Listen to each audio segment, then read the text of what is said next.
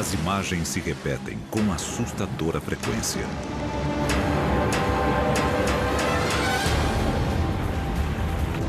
Com uma força muito grande de água, o que foi destruindo cidades inteiras. Todo se llevó, sin nada nos quedamos. Chuvas de uma força devastadora, que podem ser o primeiro sinal de uma mudança radical no clima. Nós tivemos 42 dias de chuva contínua na cidade de São Paulo. A família tá toda aqui, cara, toda ali embaixo do lado de lá. Uma força crescente que ameaça milhões de vidas. Não há alimentos, não há nem bebidas, nem água, nada aí. Foi uma situação similar a um tsunami. Acabou tudo na minha casa. Minha casa não tem mais nada, acabou tudo. E um futuro incerto que pode destruir cidades inteiras. Nós não vimos nada ainda do que pode vir.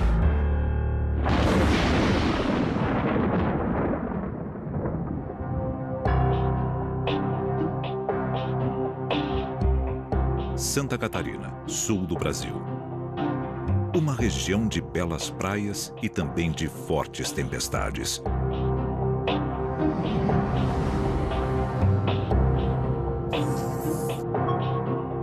Mas ninguém imaginava que as nuvens que se aproximavam naquele dia não tinham nada em comum com uma chuva de fim de verão. Na imagem de satélite, no período da tarde, aí ele começou a se formar um olho. E aquilo ali nos deixou muito intrigados, porque não é a região aqui no sul do Brasil, né, não é típica de furacões. Nós não tínhamos registro. Horas depois, a Marinha Brasileira recebia uma notícia terrível do maior órgão especializado em vigiar oceanos do mundo, o Centro Nacional de Administração Oceânica e Atmosférica, nos Estados Unidos. Acostumados com eventos extremos, os americanos confirmavam: um furacão com ventos de mais de 180 km por hora ia chegar à costa de Santa Catarina em menos de 24 horas. Nas 48 horas seguintes, o furacão avançou sobre o continente, devastando tudo em seu caminho.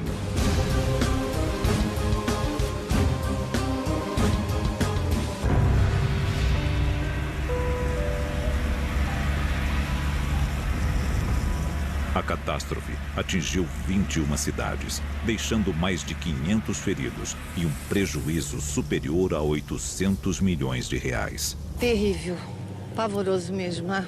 Coisa que a gente nunca imaginava ver na vida. Eu não consigo dormir até hoje pensando em tudo que a gente passou. Nós tivemos 11 mortos, 35 mil pessoas desabrigadas. Um evento que marcou a história brasileira e catarinense dos fenômenos naturais. No Instituto Nacional de Pesquisas Espaciais, os mais importantes climatologistas do continente estavam chocados com um evento que sequer tinham conseguido prever. Os textos de meteorologia clássicos têm que ser reescritos, porque os textos explicavam por que não ocorrem furacões no Atlântico Sul. Dois fatores fundamentais precisam ocorrer para que um furacão cresça. A temperatura da água do mar tem que estar acima de 27 graus, aproximadamente. E o vento, ele não pode variar muito com a altitude. Não ocorre furacão no Atlântico Sul, porque esse vento, na altura, ele é muito diferente em cima do que embaixo. O primeiro furacão registrado no Atlântico Sul recebeu o nome de Catarina. Estava aberta a temporada de fenômenos extremos no sul do Brasil. E 4 anos mais tarde, a natureza mostraria toda a sua força.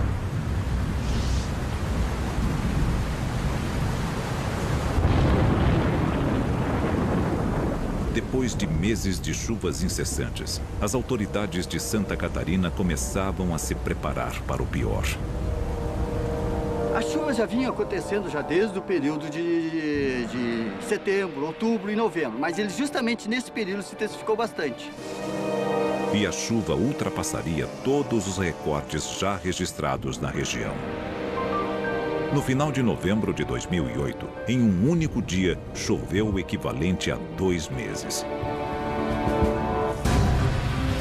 O rio Itajaí-Açu foi o primeiro a sair de controle, subindo 12 metros acima de seu nível normal. Perdi tudo, minha casa alagou tudo, até o teto, cobriu, nem o telhado não estava vendo. Não tenho comida, não tenho roupa, não tenho mais nada para dar para meus filhos. Essa é a maior tragédia climática que já tivemos aqui em Santa Catarina. Um dos estados mais estruturados do Brasil se tornava vítima da catástrofe natural que mais mata na história da humanidade, a enchente.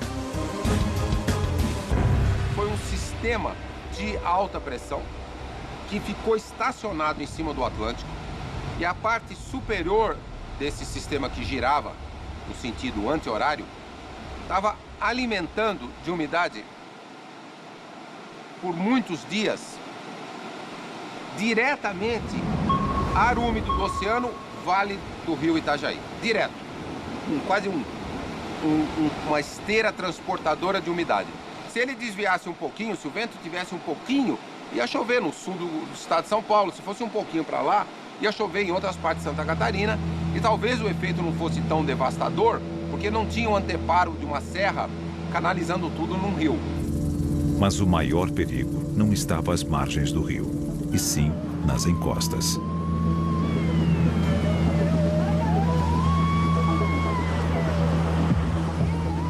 Ninguém percebeu que o solo estava encharcado embaixo da floresta. E se você ver as imagens, como se a floresta afundasse e corre. Isso é difícil de prever. Eu só escutei um barulho, um estrondo muito forte, e o segundo estrondo que deu, o morro veio abaixo. Era como se a gente estivesse vindo na nossa direção um vulcão, mas em vez de ser lava, era lama. Era mais ou menos essa a visão que eu tive naquele dia. Em menos de 24 horas, mais de 4.000 deslizamentos de terra em toda a região deixaram dezenas de desaparecidos e milhares de desabrigados. As casas desabou tudo, não tem mais casa, não tem mais moradia para ninguém. A gente veio perder tudo assim, destruir tudo e a gente não poder fazer nada. Mas pior são aqueles que perderam a vida, né? Tava a família toda unida, minha mãe, minha sobrinha, meus sobrinhos, eu, meu marido e a minha filha. Aí, de repente, veio um outro morro. E com aquele estrondo, saiu todo mundo a correr. Se perdemos de vista. A minha mãe acabou num galpão da igreja, levado por um vizinho nosso. E eu acabei lá em cima no Morro dos Morges. Aí liguemos pro meu sogro e disse, ele disse, meu esposo, pai, se tu não tirar nós daqui hoje, minha mulher e minha filha vão morrer. Nós estávamos perdidos, sem comida, sem água. Não tem mais para onde sair. A minha sobrinha, minha filha, minha mãe, eles não conseguiram chegar aqui, estão tudo perdidos. Começava uma das maiores operações de resgate já vistas no continente. Lembrava uma guerra. Eu nunca tinha visto tanta aeronave, tanto helicóptero em movimento. Nós recebemos suporte de vários estados. Então, foi um grande esforço nacional para fazer frente a esse desastre.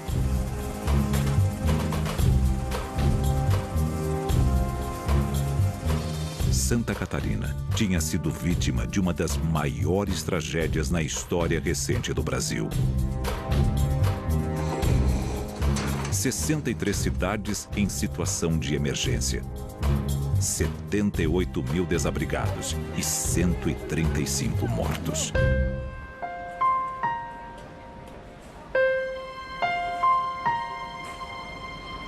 Eu perdi 14 pessoas na tragédia de 2008, entre elas minha mãe e minha irmã. A casa do meu pai, ela nunca foi uma casa em área de risco e jamais a gente imaginava que pudesse acontecer alguma coisa, que infelizmente veio acontecer. E aí a gente começa a perceber que não existe, na verdade, lugar seguro. Para os climatologistas, isso só era mais um sinal do que estava por vir. Olhando um evento individual que aconteça em qualquer parte do mundo, nós não podemos tirar nenhuma conclusão definitiva. Agora, o fato de que coisas que nunca aconteceram antes, o Catarina, já começa a chamar a atenção de que algo diferente está acontecendo. E 2010 entraria para a história como o ano em que as chuvas invadiram todo o continente.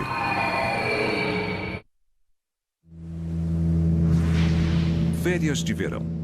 Sem imaginar que é o início da temporada mais chuvosa em mais de 70 anos, milhares de turistas comemoram um ano novo no litoral sudeste do Brasil. Existe um sistema que o vento circula na direção dos ponteiros do relógio, o horário, que fica em cima do Atlântico. Quando ele está lá, ele segura a frente fria, ele bloqueia a frente fria. A frente fria quer ir para o oceano, o sistema não deixa. E ela para e aí chove. Na madrugada do primeiro dia do ano, 60 mil toneladas de pedras, plantas e terra de uma encosta foram arrastadas pela força das águas num dos mais belos e procurados destinos do estado do Rio de Janeiro, Ilha Grande. Nós vimos o barulho e aí viu, conforme desceu as pedras, derrubaram 4 rapazes.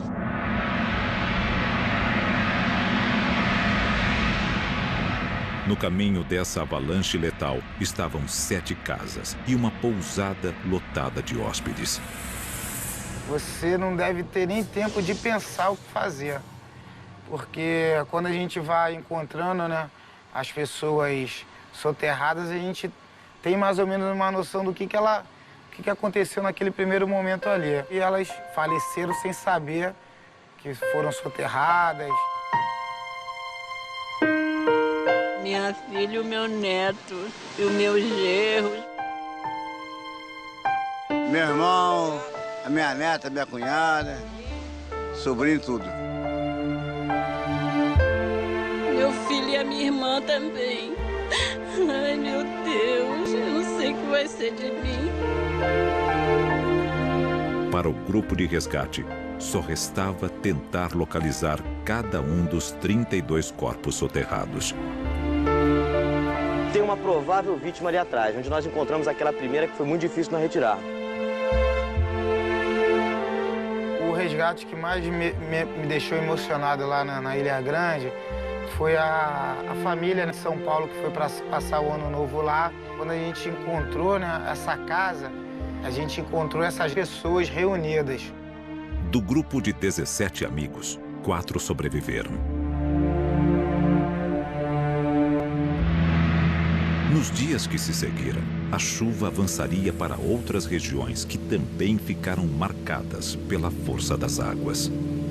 A 200 quilômetros de Ilha Grande, na cidade histórica de São Luís do Paraitinga, prédios centenários foram ao chão. Em poucos dias, as chuvas fizeram mais de 150 mortos por toda a região afetada. A mais de 6 mil quilômetros dali, Cusco, no Peru, também era coberta pelas águas.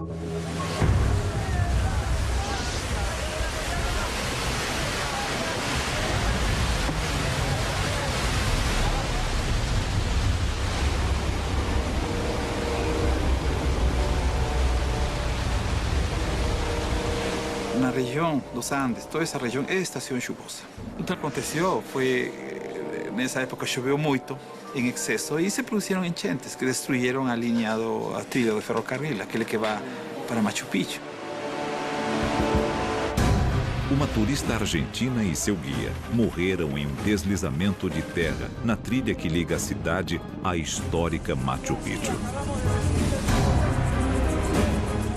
Outros 8 turistas desapareceram na mesma região. Se lo llevó al río, el ferrocarril. ¿Qué más, señora? No se puede caminar, no hay alimentos, no hay ni bebidas, ni agua, nada allá. Era só o início de um verão em que as águas iriam tomar centenas de vidas sob a influência do El Niño. O El Niño é um fenômeno natural. todos os anos uma corrente de águas quentes que se move de oeste para leste. O El Niño faz com que as temperaturas do Pacífico Sul fiquem acima da média em intervalos de 4 a 7 anos. As consequências mais claras do El Niño são, no caso da América do Sul, nesta região da costa norte de Peru, Equador, excesso de chuva. Excessos de chuva no sul do Brasil.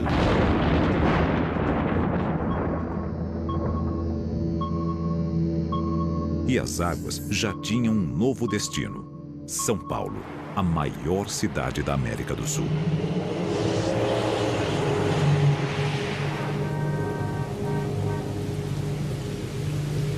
Não é a primeira vez que nós vivenciamos o fenômeno do El Niño.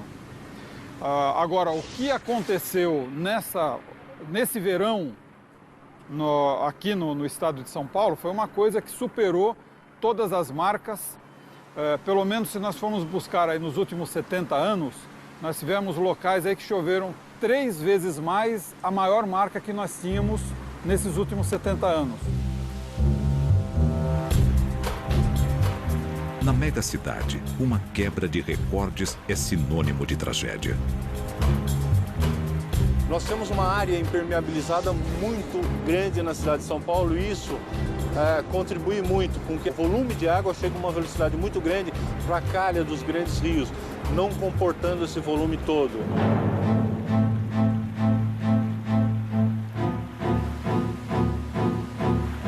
São Paulo tornava-se um imenso tobogã, levando as águas em plena velocidade. Uma grande parte das vítimas de inundação, a pessoa resolve enfrentar a água. O que ela não sabe é que 10 centímetros de água com velocidade, a cada 1 metro quadrado nós temos 100 quilos de água. Essa dimensão as pessoas não acreditam. Ela vê que, tá rasinho, dá para passar. Nós temos inúmeros casos em que a pessoa arrisca passar uma área de inundação, é colhida, cai numa galeria, cai num rio e nós vamos encontrar essa pessoa 2, 3 dias depois. As chuvas no centro econômico do país deixaram 7 mortos e um prejuízo de mais de 70 milhões de reais. Enquanto São Paulo se recuperava, a cidade do México sucumbia sob o peso das chuvas. Em 48 horas ininterruptas de chuva, caíram sobre a cidade 36 bilhões de litros d'água. Todo se llevó. Nos quedamos sin nada. Sin nada nos quedamos.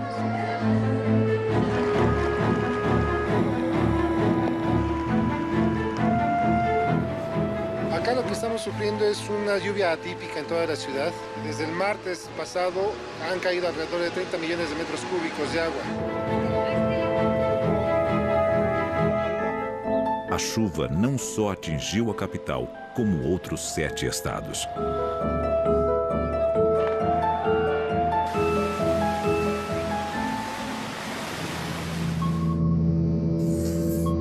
Buenos Aires também começava a sentir a força dessas águas devastadoras.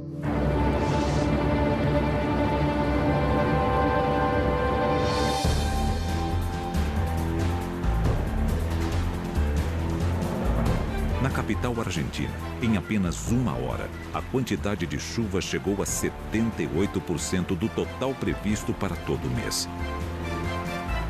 Agora me quedé sin nada. Todas mis cosas se arruinaron. Todo. ¿Quién me reconoce ahora? ¿Quién me va a reconocer todo lo que se me ha arruinado? Com mais de 50 mil casas sem luz, a capital argentina viveu uma crise sem precedentes. As grandes cidades da América Latina estavam sendo derrotadas pela natureza. E nelas, o clima não era o único culpado. O cimento e o asfalto compõem essa equação mortal. O concreto, a construção da cidade, a altura dos prédios, o asfalto, o vidro, o aço, tudo isso cria todo um sistema de aquecimento da cidade mesmo. Se a gente comparar o clima da cidade de São Paulo hoje com 100 anos atrás, começo do século XX, nós vamos ver que a temperatura da cidade, do centro, da parte urbanizada, é 3,5 graus mais alta. E cidades mais quentes são um cenário perfeito para chuvas cada vez mais violentas. Aquela mesma brisa, encontrando uma cidade quente, vai fazer chover mais. É a umidade com o calor. Essa é a receita para tempestades fortes. Próxima parada na Rota das Águas. O cartão postal do Brasil.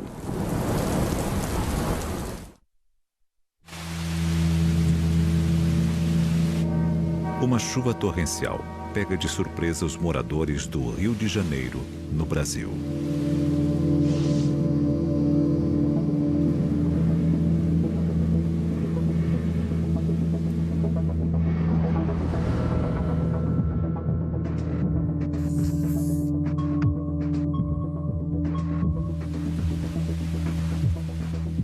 A cidade estava muito quente, muito úmida, então é uma conjugação da frente fria que traz bastante umidade e condições para chuva, com uma cidade muito quente, então as explosões que a gente chama, as explosões de chuva.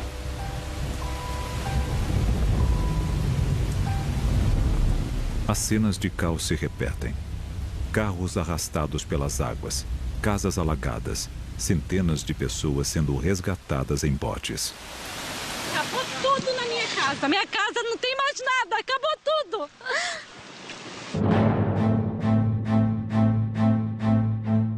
Um índice pluviométrico muito grande. 300 milímetros em 24 horas é um índice que nós não tínhamos registro ainda na nossa cidade. E a combinação dos morros da cidade, com milhares de construções precárias, faria do Rio de Janeiro o cenário ideal para uma tragédia. A cidade do Rio de Janeiro é conhecida como uma das mais belas do mundo. A sua natureza compõe de entre mar, montanha e lagoas um cenário indescritível. Dentro dessa natureza você tem certas armadilhas que durante os períodos de grandes chuvas se revelam para a gente. Quando começa a chover muito aqui no Rio, a maior preocupação nossa são dos deslizamentos. Muita área perigosa que as pessoas constroem, o governo tira e logo após eles vão lá e constroem novamente. Então a gente fica em alerta a esses pontos críticos onde tem grande quantidade de pessoas, as favelas. Era uma questão de horas para a terra começar a ceder sob as dezenas de favelas da cidade. É muito triste, cara. É uma situação que você não tem nenhum... Eu tentei ainda ajudar, tirei um, mas é difícil. É muitas pessoas, tá muito soterrado. Tem gente aqui de baixo, tem gente ali. O Rio de Janeiro amanhecia em estado de emergência, com mais de 60 mortos. E mais um dia de chuvas torrenciais na região preparou a maior das tragédias para a noite seguinte.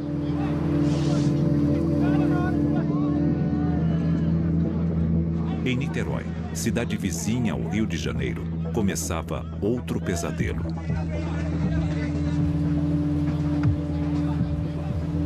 Um amigo me deixou às 8h30 da noite, aqui na entrada do Viçoso. Eu andando de lá para cá, um amigo me parou durante 15 minutos. Foi justamente o que me salvou.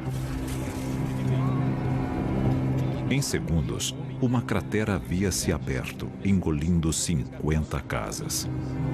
Muitas pessoas gritando, chorando. Quando veio isso abaixo, caiu o poste, tudo aqui ficou escuro e eu não estava conseguindo localizar a minha casa. Mas naquele momento o que a gente pôde fazer é tentar tirar o maior número de pessoas, né? O comandante me ligou, me acionando, falou que a princípio tinham 30 casas soterradas. No trajeto para o quartel, ele... Rodrigo, pô, me enganei, não são 30 não, foram 50. Aí houve aquele cálculo, né, de 50, 4 pessoas de cada casa, 200 pessoas soterradas.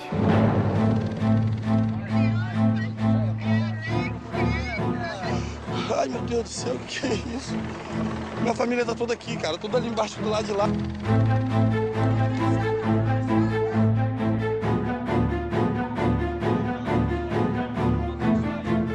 Nunca vi uma coisa assim. Eu tenho 50 anos e, pelo amor de Deus, eu tô horrorizada. Você não tem noção da quantidade de gente que tem aí embaixo.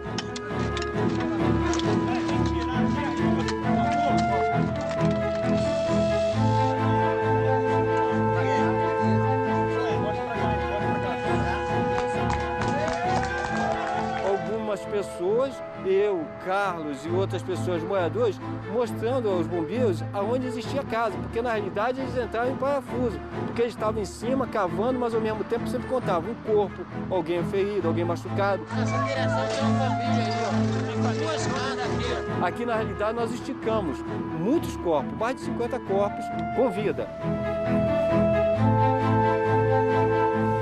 E os bombeiros sequer imaginavam que estavam caminhando sobre os restos de um antigo lixão.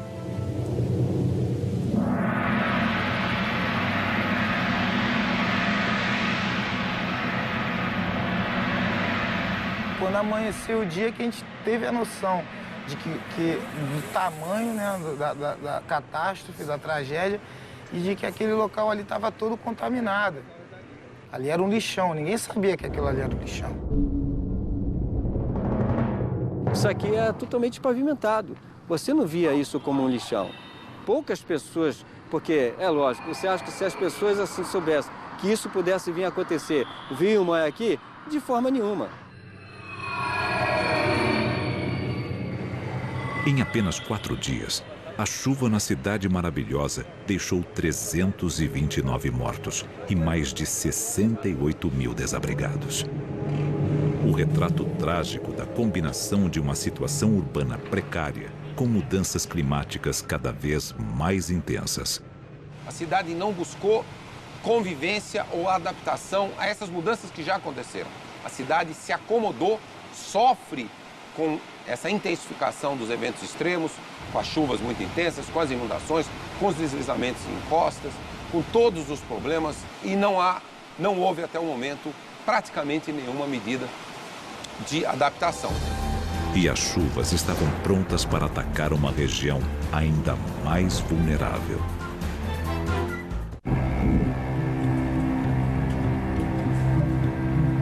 No Nordeste brasileiro, uma das regiões mais pobres e secas do Brasil, a água costuma ser sinônimo de vida.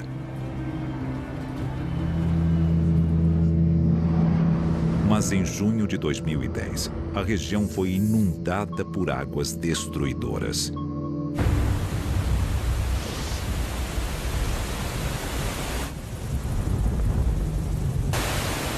Em menos de uma semana, as chuvas superariam o dobro do esperado para todo o mês, sobrecarregando os leitos dos rios no estado de Alagoas. Foi novamente essa combinação fatal de clima com fatores não climáticos. Choveu muito sobre uma área de barragem e a parede cedeu.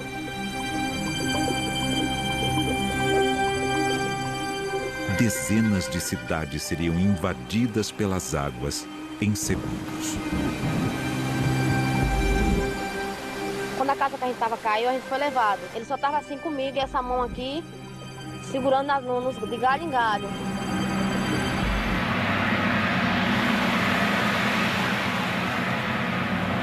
Os rios tiraram 46 vidas e fizeram mais de 150 mil pessoas deixarem suas casas. Porque diferente de uma inundação, essa arrastou gente, arrastou casas, móveis. Então foi uma destruição, assim, do ponto de vista da agressividade, foi para a água, foi a maior que eu vi. Em todo o Nordeste brasileiro, 27 cidades decretaram estado de calamidade pública e outras 31 estado de emergência.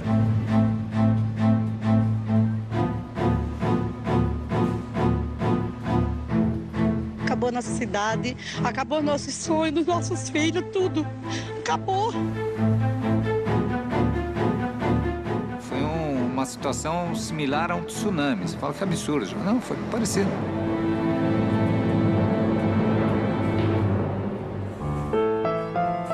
Nas semanas que seguiram, começava um novo drama. Então você via pessoas vagando, pessoas sentadas num banco, sem atitude. Provavelmente nesse espaço vazio da aceitação e o acontecimento. Entendeu? O porquê eu.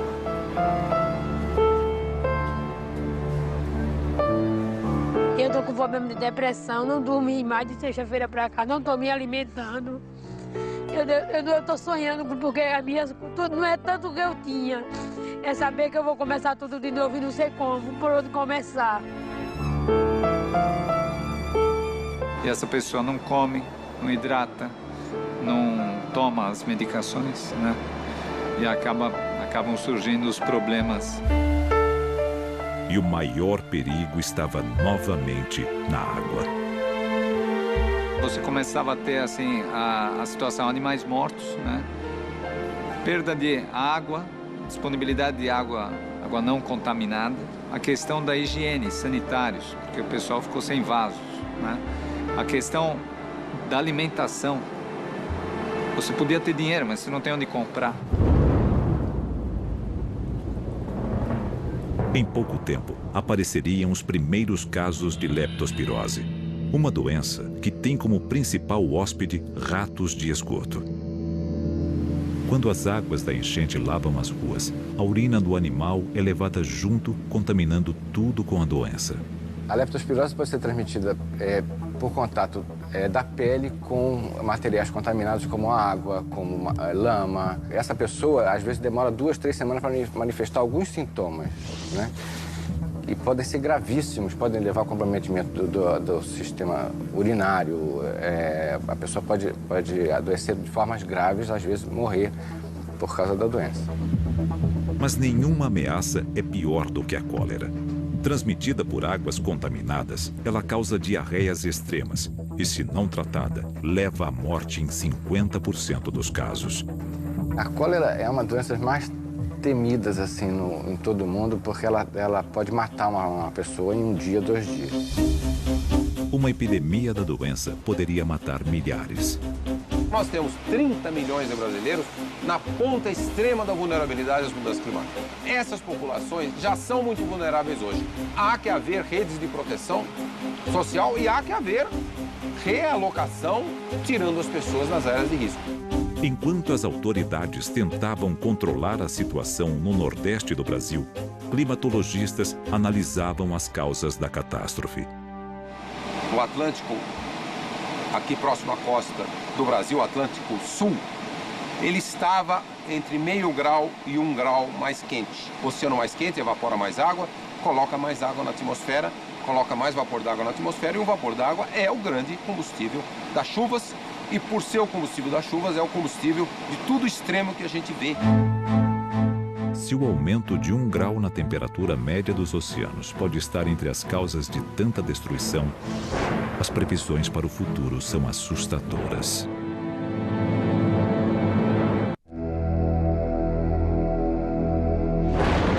Enquanto as mudanças climáticas causam mais catástrofes, a ciência tenta entender o futuro das chuvas cada vez mais extremas. Se a gente comparar um fenômeno meteorológico normal, como uma frente fria, hoje, que o planeta está mais aquecido, com uma frente fria 50, 100 anos atrás, nós já vamos ver que essa frente fria está trazendo mais umidade. Porque há mais umidade em toda a atmosfera, porque o planeta está mais quente.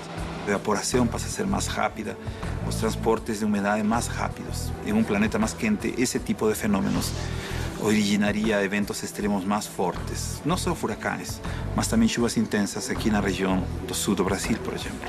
E enfrentar esses novos extremos será um desafio enorme para a humanidade. As pessoas não se preocupam do problema que vai acontecer daqui em 10 a 20 anos, se preocupam do problema do presente. Então é um pouco mudar a mentalidade, que isso é já preocupante. Para os cientistas, uma solução pode estar em prever os eventos com uma antecedência inédita. Nós estamos fazendo já há 4 anos os cenários climáticos futuros para o Brasil. Então nós estamos usando ferramentas que nós chamamos modelos matemáticos do sistema climático para projetar até 2100 o que poderá acontecer com o clima do Brasil. E a equipe do Instituto de Pesquisas Espaciais se prepara para esse salto enorme nas previsões. Receberemos um novo supercomputador comprado principalmente para dotar o país de uma capacidade de fazer cenários futuros de alta complexidade, com alto grau de detalhe para as próximas décadas e para os próximos séculos. Em Em São Paulo, a solução encontrada para enfrentar as enchentes cada vez mais fortes foi construir enormes reservatórios, os piscinões. O piscinão retém a água durante um certo tempo e depois ele é obrigado a soltar a água, né? Porque caso contrário ele vai encher ou ele mesmo enche, aí ele não tem mais função, né? Então ele é um pulmão que funciona amortecendo aquela determinada chuva que caiu naquele período. Mas na maior cidade da América do Sul, nem os 46 piscinões já construídos, com capacidade para 8,5 milhões de metros cúbicos de água, estão conseguindo conter as enchentes. As soluções teriam que ser mais radicais. Na Cidade do México, um imenso túnel com 7 metros de diâmetro e 62 quilômetros de extensão irá salvar as ruas das águas mortais. Em São Paulo, um projeto aposta na mesma solução para conter os rios. A solução que nós defendemos é a solução de descarga subterrânea. O que é isso? É um túnel, ele desce como um poço, cerca de 100 metros de profundidade, depois ele prossegue num túnel mais ou menos horizontal, de 37 quilômetros de extensão e descarrega na própria bacia do Rio Tietê, onde existe uma barragem, tá? Então a enchente é acomodada ali na barragem, aguarda-se que ela sedimente, daí a água clarificada volta para o Tietê. O túnel funcionaria como um gigantesco ralo no coração da cidade, tirando do rio mais de 300 metros cúbicos por segundo. Do ponto de vista da enchente, o que é o efeito do túnel? O efeito do túnel é que eu aperto um botão, abrem-se as comportas em 5 minutos, 10 minutos. Então eu estou aproximadamente tirando do Tietê cerca de 25% da total de enchente que ele é capaz de suportar. Outra proposta que pode amenizar os efeitos de fortes chuvas nessas selvas de concreto envolve o asfalto. Mas dessa vez, o vilão que contribui com as enchentes mudaria de lado.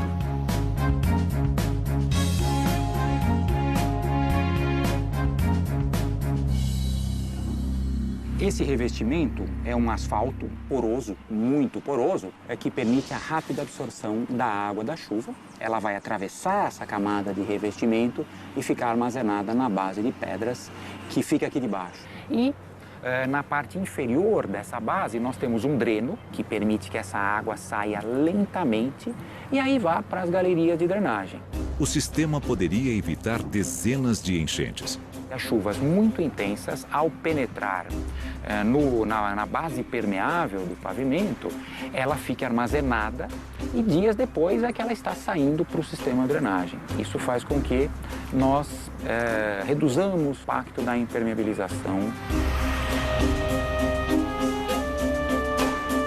As ideias para salvar a população das enchentes ainda estão no papel. E a dúvida é se a engenharia conseguirá alcançar a velocidade cada vez mais furiosa dos desastres naturais.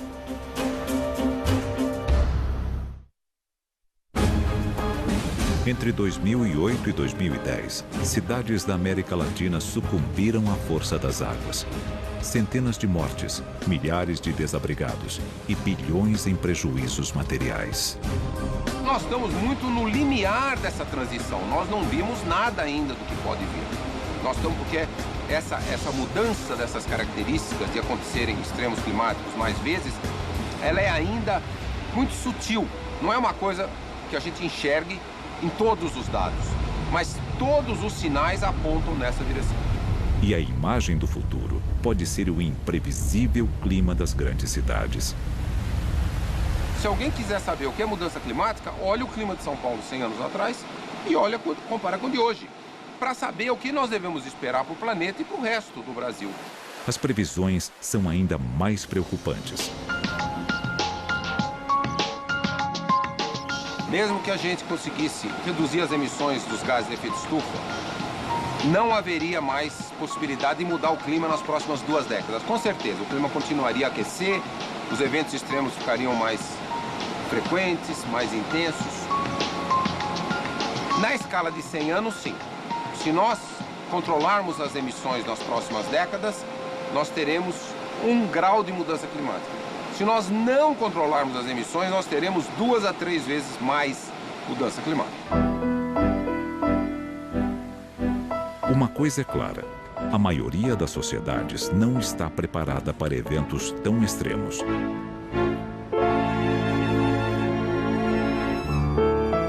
Esses desastres são cada vez mais abrangentes. Ele atinge cada vez mais pessoas. Por exemplo, pela ruptura, colapso das redes de abastecimento, água, esgoto, alimentos.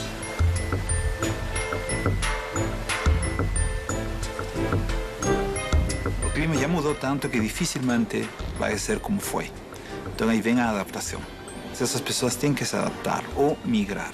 Se os invernos vão ser mais quentes, os verões vão ser mais chuvosos, tudo isso tem que ter algum tipo de adaptação. E a situação pode ser ainda mais catastrófica se furacões se tornarem uma realidade do Atlântico Sul. Em boa parte do ano, aquelas águas naquela região atingem a temperatura de 26 graus. Não é ainda a temperatura boa para furacão, mas daqui a 50 anos as temperaturas vão estar 27, 27,5. Aí já vai ter água quente para furacão. Os cientistas têm que ficar muito atentos, fazer novos estudos e entender melhor o que foi o Catarina e se ele poderá vir a se repetir com as águas mais quentes projetadas para o futuro.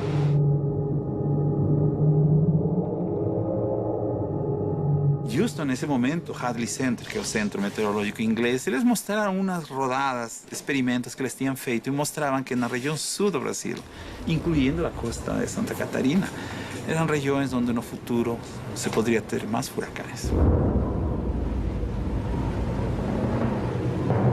Primeira vez que uma espécie, nós, Homo sapiens, está perturbando esse equilíbrio climático numa velocidade que a natureza não vê há pelo menos 20 milhões de anos. Nós estamos conduzindo um experimento geofísico, biogeoquímico, biogeofísico sem precedentes em 20 milhões de anos. E sem precedentes na história da civilização.